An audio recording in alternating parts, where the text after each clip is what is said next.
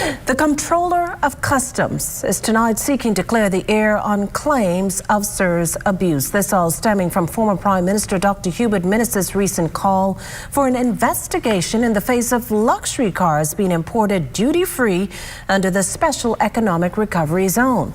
Well, as Jiminita Swain tells us, Customs has in fact already launched a full-scale investigation into the matter as irregularities arose.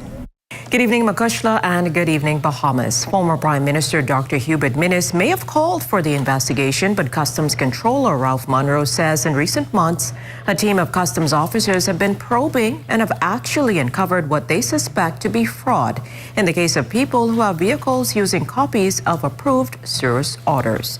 The documents in many cases, he said, were issued to victims of Hurricane Dorian in Grand Bahama and Abaco. And to date, we've been able to seize 30 high-end vehicles in New Providence and 2 of the other islands. While the investigation is ongoing, one is an ongoing one, which we have discovered in several cases, is that persons engaged to purchase vehicle on behalf of others have paid the required import revenue to the agent for the customs clearance of the vehicles.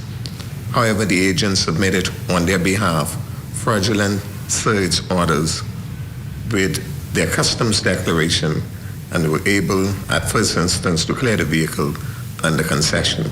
Munroe noted that a number of vehicles would have arrived after the SIRS order expired. The customs had reasons that those impacted would have lost everything in Hurricane Dorian, and a vehicle may have fallen later on the list of items to be replaced. As of the date, we have collected an additional duty of $435,889.07 on the seized vehicles, and have in our custody 4 of the 30 seized vehicles, which together has an outstanding balance of $200,000.02. While there were persons who sought to circumvent the payment of revenue by illegitimate means, we ought not to allow that to overshadow the fact that by far the vast majority of persons who imported vehicles under the SIRS order were in full compliance with the import requirement. Munroe says the department is satisfied, though, that in most instances the owners had no knowledge that their vehicles were imported under concessions for the reason that they possessed proof of payment, which included revenue. He added that those impacted will likely pursue legal action.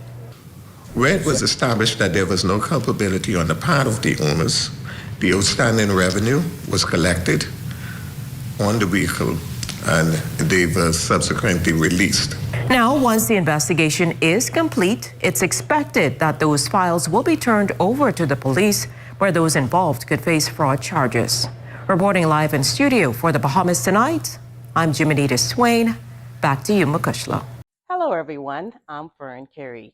Thank you for watching our YouTube page. Be sure to like, comment, and subscribe for all things Z&S.